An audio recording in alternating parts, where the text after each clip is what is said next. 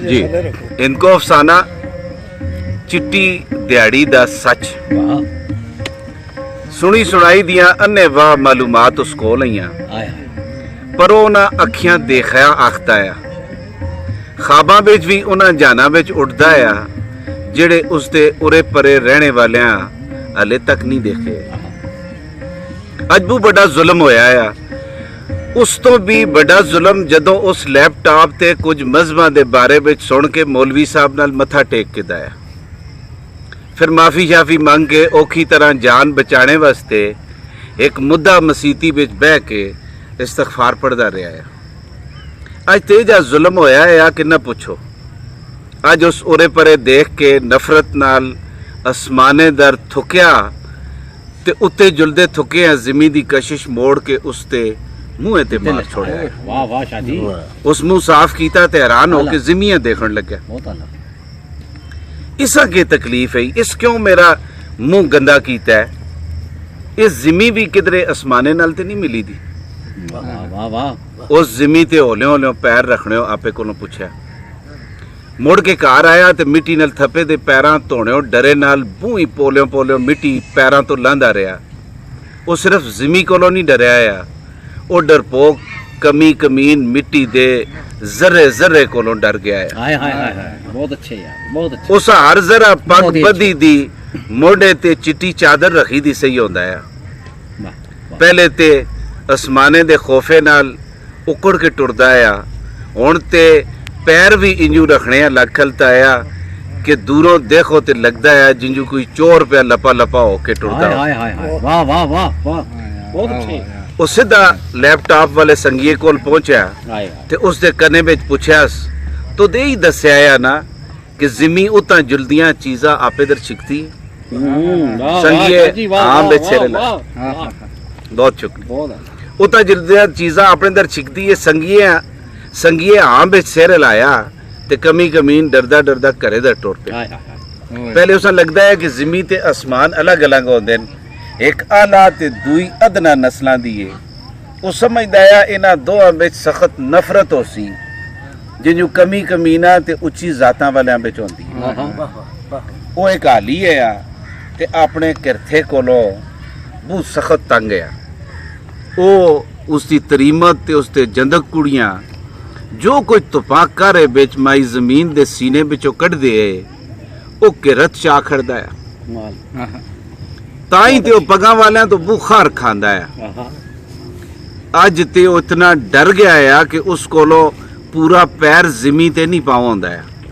Jimmy आसमाने नाल मिली थी ये सवाल किसी अनडिठी जड़ा नालों उसते दिमागे दे हले विच फस गया है। आलिए दा ताल्लुक धरती नाल बू बाटा होंदा है। उस इतनी बड़ी दुनिया विच एक माई जमीन है जिहड़ी इसदी हर गल मनदी है। इस दे आखने ते अपने अंदर अंदरों कणक मकई इंजू तली ते रख छोड़ दी है जिंजू उसकी सकी माव भी वाह वाह कर रही है।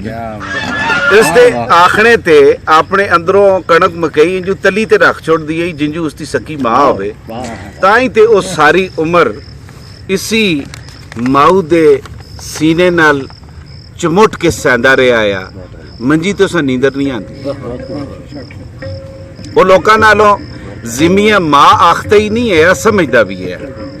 वो सोचा ये मां भी आसमाने नाल मिल गई है माऊ इसका मुंह अज इसी दे थुके नाल भर सटिया जेड़ा इसका ख्याल है कि आसमाने दे थुने ते लकसी ते इसका दिल ठंडा उस अज उस जिमी ते शक हो गया है। जिमी आसमाने दे चंद तारे देख के आसमाने नाल मिल गई है। मां उच्चिया शमलियां वालियां नाल उसका ख्याल आया जिमी भी किधरे आसमाने दे घर जुल के काम ते नहीं करती जिंजू बदरे दी बेबे उच्चे शमलियां वालियां नाल मिल गई है। उन्हां दे घरे विच काम जे करदी है। जदों प्यो दे मरने तो 5 साल बाद ढिड कढ के दायास ते बदरे मां मारनी पै गई। हालांकि अदो बदरा एक ही गल करता होंदा है कि मेरी बू बड़ी होश है कि माऊआ आज करवा के ना ये जमीन भी आसमाने नाल मिली थी। वो सोचा ਕਿ ਲੈਪਟਾਪ ਤੇ ਜਦੋਂ ਉਸ ਯੂਰਪ ਦੇ ਸਨਅਤੀ ਇਨਕਲਾਬ ਦਾ ਸੁਣਿਆ ਆ ਤੇ ਉਹ ਕਿੰਜੂ ਮਨੇ ਮੋਚੀਏ ਤੇ ਸਾਦਕੇ ਲੁਹਾਰੇ ਆ ਸਮਝਾਉਂਦਾ ਰਿਹਾ ਆ ਕਿ ਇਸ ਕੰਮੇ ਆ ਵਧਾਓ ਤੇ ਫੈਕਟਰੀ ਵਾਲੇ ਪਾਸੇ ਸੋਚਣਾ ਸ਼ੁਰੂ ਕਰੋ। ਉਹਨਾਂ ਇਸ ਦੀ ਗੱਲਾਂ ਦੀ ਸਮਝ ਤੇ ਨਹੀਂ ਆਈ ਪਰ ਇਹ ਆਪ ਡੋਗੀਆਂ ਵਿੱਚ ਕੰਮ ਕਰਕੇ ਥੱਕਦਾ ਆ ਤੇ ਬਨੇ ਤੇ ਬਹਿ ਕੇ ਇਸ ਜ਼ਿਮੀ ਤੇ ਬੜੀਆਂ ਸਨਤਾਂ ਦੇ ਖਾਬ ਦੇਖਦਾ ਆ। ਉਹ ਸੋਚਿਆ ਉਹ ਕਿਉਂ ਖਾਬ ਦੇਖਦਾ ਆ ਇਸ ਜ਼ਿਮੀ ਵਾਸਤੇ ਜਿਹੜੀ ਅਸਮਾਨੇ ਨਾਲ ਮਿਲੀ ਦੀ ਹੈ, ਜਿਹਨੂੰ ਬਦਰਾ ਜਿਹਦਾ ਸੋਚਦਾ ਆ ਤੇ ਮਾਂ ਪੱਗਾਂ ਵਾਲਿਆਂ ਨਾਲ ਮਿਲ ਗਈ ਹੈ। ਉਹ ਚਲਾ ਜੜਾ ਹਲੇ ਜ਼ਰੀ ਦੌਰ ਤੋਂ ਵੀ ਨਹੀਂ ਨਿਕਲਿਆ ਆ ਤੇ ਇੰਡਸਟਰੀਅਲ ਦੌਰ ਦੇ ਖਾਬ ਸਾਈਬਰ ਏਜ ਦੀ ਮਾਲੂਮਾਤ ਵਿੱਚ ਦੇਖਦਾ ਆ। ਲੈਪਟਾਪ ਵਾਲੇ ਅੱਲਾ ਦੇ ਬੰਦੇ ਉਸਾ ਇੱਕ ਪੂਰੇ ਏਜ ਦੀ ਦਨਾਂਗ ਲਵਾ ਕੇ ਆਪਣੀ ਜ਼ਿਮੀ ਜੋਗਾ ਵੀ ਨਹੀਂ ਛੋੜਿਆ ਆ।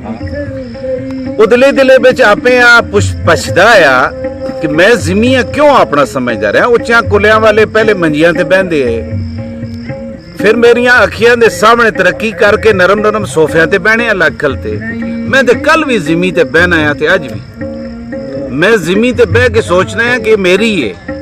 ਮੈਂ ਇਹ ਕਦੇ ਕਿਉਂ ਨਹੀਂ ਸੋਚਿਆ ਕਿ ਜ਼ਿਮੀ ਦੇ ਕਾਗਜ਼ ਤੇ ਨਹੀਂ ਆਰਾਮੀਆਂ ਦੇ ਨਾਵਾਂ ਤੇ ਹੁੰਦੇ ਨੇ। ਉਸ ਆਪੇ ਪੁੱਛਿਆ ਕਿ ਉਹ ਕਿਉਂ ਸਾਰੀ ਉਮਰ ਜ਼ਿਮੀ ਤੇ ਸਹਿੰਦਾ ਰਿਹਾ। ਉਹ ਚੱਲਾ ਨਿੱਕਿਓ ਤੋਂ ਇਹ ਜੀਆਂ ਪੁੱਠੀਆਂ ਸਿੱਧੀਆਂ ਹਰਕਤਾਂ ਕਰਦਾ ਆ। ਇਹ ਉਸ ਵੇਲੇ ਦੀ ਗੱਲ ਏ ਜਦੋਂ ਹਲੇ ਟੀਵੀ ਗਰਾਵਾਂ ਵਿੱਚ ਆਮ ਨਹੀਂ ਹੋਇਆ ਆ। ਇੱਕ ਵਾਰੀ ਉਸ ਨਾੜਿਆਂ ਕੋਲੋਂ ਪਕੜ ਕੇ ਬੂ ਕੁੱਟਿਆ ਆ ਨੇ। ਉਸ ਤੇ ਇਲਜ਼ਾਮ ਆ ਕਿ ਇਹ ਬਗੈਰਤ ਛਪ ਕੇ ਨਾਣੇ ਵਾਲਿਆਂ ਦੇਖਦਾ। ਜਦੋਂ ਮਾਰਿਓ ਉਸਾਂ ਪੁੱਛਿਆ ਗਿਆ ਕਿ ਤੂੰ ਕਿਉਂ ਲੋਕਾਂ ਦੇਖਣਾ ਬੇਸ਼ਰਮਾ ਤੇ ਉਸ ਰੋਣਾ ਆਖਿਆ ਕਿ ਮੈਂ ਦੇਖਣਾ ਆ ਕਿ ਇਹਨਾਂ ਉੱਚੀ ਪਗੜੀ ਵਾਲਿਆਂ ਚਿਟਕਾਪੜੂਆਂ ਨਾਲ ਵੱਖਰਾ ਕੇ ਲੱਗੇਦਾ ਕਿ ਅੱਲਾ ਇਹਨਾਂ ਇਤਨਾ ਕੁਝ ਦਿੱਤੇ ਦਾ ਤੇ ਅਸਾਂ ਕੋਲ ਕੁਝ ਵੀ। ਮਾਰਨੇ ਵਾਲੇ ਉਸ ਦੀ ਸਾਦਗੀ ਤੇ ਹੱਸ ਕੇ ਦੋਹਰੇ ਹੋ ਗਏ। ਇਹ ਉੱਚੀ ਜ਼ਾਤਾਂ ਵਾਲਿਆਂ ਸਖਤੀ ਨਾਲ ਸਮਝਾਣੇ ਦੀ ਜਾਈ ਉਸਾ ਮਜ਼ਾਕ ਦਾ ਨਿਸ਼ਾਨਾ ਬਣਾ ਕੇ ਸਜ਼ਾ ਦਿੱਤੀ ਹੈ। ਇਹ ਵੀ ਸਜ਼ਾ ਦਾ ਇੱਕ ਸੋਹਣਾ ਤੇ ਸੁਥਰਾ ਤਰੀਕਾ ਹੁੰਦਾ ਹੈ ਜਿਸਾ ਸਮਝਣੇ ਵਾਸਤੇ ਕੋਈ ਇਮਰਾਨੀਆਤ ਦਾ ਮਾਹਿਰ ਹੋਣਾ ਜ਼ਰੂਰੀ ਨਹੀਂ। ਇਹ ਸਜ਼ਾ ਨਸਲਾਂ ਨਾਲ ਮਜ਼ਾਕ ਬਣ ਕੇ ਟੁਰਦੀ ਏ ਤੇ ਅਗਲੀਆਂ ਕਈ ਨਸਲਾਂ ਸਿੱਧੀਆਂ ਤੀਰ ਹੋ ਚੁੱਕੀਆਂ। ਕੋਈ ਇਹ ਨਹੀਂ ਸੋਚਦਾ ਕਿ ਇਹ ਹਰਕਤ ਕੀਤੀ ਕਿਉਂ ਹੈ। ਪਰ ਅੱਜ ਤੇ ਉਹ ਜ਼ਿਮੀ ਕੋਲੋਂ ਡਰ ਗਿਆ ਆ। ਇਹਨਾਂ ਨਿੱਕੀ ਜ਼ਾਤਾਂ ਵਾਲਿਆਂ ਦਾ ਸਾਰਿਆਂ ਤੋਂ ਵੱਡਾ ਮਸਲਾ ਇਹ ਹੁੰਦਾ ਹੈ ਕਿ ਉਹ ਸਿਰਫ ਡਰਦੇ ਨਹੀਂ ਬਲਕਿ ਬਹੁਤ ਜ਼ਿਆਦਾ ਡਰ ਜੁਲਦੇ ਨੇ। ਬਹੁਤ ਅੱਛੇ ਇੰਜੂ ਕਮਦਨ ਤੇ ਜੀਆਂ ਹਰਕਤਾਂ ਕਰਦੇ ਨੇ ਕਿ ਬਾਕੀ ਕਮੀਨਿਆਂ ਸਮਝਾਣੇ ਦੀ ਲੋੜ ਨਹੀਂ ਪੈਂਦੀ। ਕਮੀਨ ਜੇ ਸੀਨਾ ਤਾਨ ਕੇ ਖਲ ਜੁਲਨ ਤੇ ਉਹਨਾਂ ਦੀ ਜ਼ਾਤ ਨਾ ਬਦਲ ਜੁਲੇ। ਉਸ ਦੀ ਆਦਤ ਹੈ ਕੁਝ ਵੀ ਹੋ ਜੁਲੇ ਕਿ ਜੇ ਖਿਆਲ ਜ਼ਿਹਨ ਵਿੱਚ ਆਵੇ ਉਹ ਸਿੱਧਾ ਦੌੜਦਾ ਉਸੇ ਕੋਲ ਜੁਲਦਾ ਹੈ ਜਿਸ ਕੋਲ ਦੁਨੀਆ ਜਾਣ ਦੀ ਮਾਲੂਮਾਤ ਵਾਲੀ ਮਸ਼ੀਨ ਹੁੰਦੀ ਹੈ। ਉਸ ਦੇ ਹਰ ਸਵਾਲੇ ਜਾਂ ਮਸਲੇ ਦਾ ਹੱਲ ਉਹ ਥੈਲਾ ਖੋਲ ਕੇ ਲੈਪਟਾਪ ਵਿੱਚੋਂ ਕੱਢ ਆਣਦਾ ਹੈ। ਤਸਵੀਰਾਂ ਤੇ ਵੀਡੀਓਜ਼ ਤੇ ਲਿਖਤ ਹੁਣ ਕਮੀਨ ਪੜੇ ਦਾ ਤੇ ਨਹੀਂ ਆਇਆ ਨਾ। ਉਹ ਲੈਪਟਾਪ ਵਾਲਾ ਉਸਾ ਪੜ ਕੇ ਸੁਣਾਉਂਦਾ ਜੁਲੇ ਪਰ ਆਪਣੀ ਰਾਏ ਕੋਈ ਨਾ ਦੇਵੇ।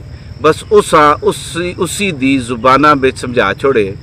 ਕਮੀਨ ਇੱਥੋਂ ਉੱਠ ਕੇ ਕਿਸੇ ਬਨੇ ਤੇ ਬਹਿ ਕੇ ਆਪ ਹੀ ਸੋਚਦਾ ਰਹੇ ਫਿਰ ਬੜੀ ਦਿਆਨਤਦਾਰੀ ਨਾਲ ਫੈਸਲਾ ਕਰਕੇ ਆਪਣੀ ਰਾਏ ਬਣਾ ਕੇ ਨੇ। ਜਦੋਂ ਉਹ ਸੋਚ ਕੇ ਥੱਕ ਜੁਲਦਾ ਆ ਤੇ ਫਿਰ ਮੁੜ ਕੇ ਲੈਪਟਾਪ ਖੁਲਵਾ ਕੇ ਇਹ ਜੀਆਂ ਫਿਲਮਾਂ ਦੇਖਦਾ ਆ ਜਿਨ੍ਹਾਂ ਦੇਖ ਕੇ ਪੋਏ ਮਾਂ ਵਿੱਚ ਪਰਸੇ ਛੁੱਟ ਚੁਲਦਾ। ਪਰਸੇ ਉਸ ਦੇ ਜ਼ਿਹਨ ਇੰਜੂ ਧੋ ਛੋੜਦਾ ਆ ਕਿ ਉਸ ਦੀ ਪਰੇਸ਼ਾਨੀ ਥਕੇ ਮੁੱਕ ਜੁਲਦੀ। ਅੱਜ ਵੀ ਉਹ ਗਿਆ ਰਿਹਾ। ਜਦੋਂ ਘਰ ਮੁੜਿਆ ਤੇ ਪਰਸੇ ਬਗੜੇ ਨਾਲ ਉਸ ਦਾ ਡਰ ਕੁਝ ਘਟ ਗਿਆ ਆ ਪਰ ਅਕਲਾ ਹੋਣੇ ਦਾ ਦੁੱਖ ਆ ਕਿ ਬੱਦਾ ਹੀ ਜੁਲਦਾ ਆ। ਜ਼ਿਮੀ ਕੇ ਬੂਟੇ ਤੇ ਪਖੇਰੂ ਵੀ ਹੁਣ ਉਸ ਤੇ ਨਹੀਂ ਰਹੇ। ਉਸ ਰਾਤੀ ਵੇਲੇ ਇੱਕ ਪੁਰਾਣੀ ਮੰਜੀ ਕੱਢ ਕੇ ਛੰਡੀ ਤੇ ਉਸ ਤੇ ਲੇਟ ਗਿਆ। ਜਾਨ ਪਾਸੇ ਪਰਤਦਾ ਰਿਹਾ। ਮੰਜੀ ਦੀ ਚਿਰ ਚੀਕਾਂ ਵੜ ਕੇ ਕੰਨਾਂ ਦੇ ਪਰਦੇ ਫਾੜਦੀ ਰਹੀ। ਚੜਾਂ ਉਸ ਦਾ ਖੂਨ ਨਿਚੋੜਦੀਆਂ ਰਹੀਆਂ। ਉਹ ਸਾਰੀ ਰਾਤੀ ਤੰਗ ਰਿਹਾ ਪਰ ਇਹ ਸੋਚਦਾ ਰਿਹਾ ਕਿ ਮੰਜੀ ਜੇ ਜੀਵੀ ਹੈ ਕਮ ਅਜ਼ ਕਮ ਪੱਗਾਂ ਵਾਲਿਆਂ ਦੇ ਨਾਂ ਤੇ ਨਹੀਂ। ਵਾਹ ਵਾਹ ਵਾਹ ਬਹੁਤ ਖੂਬਸੂਰਤ।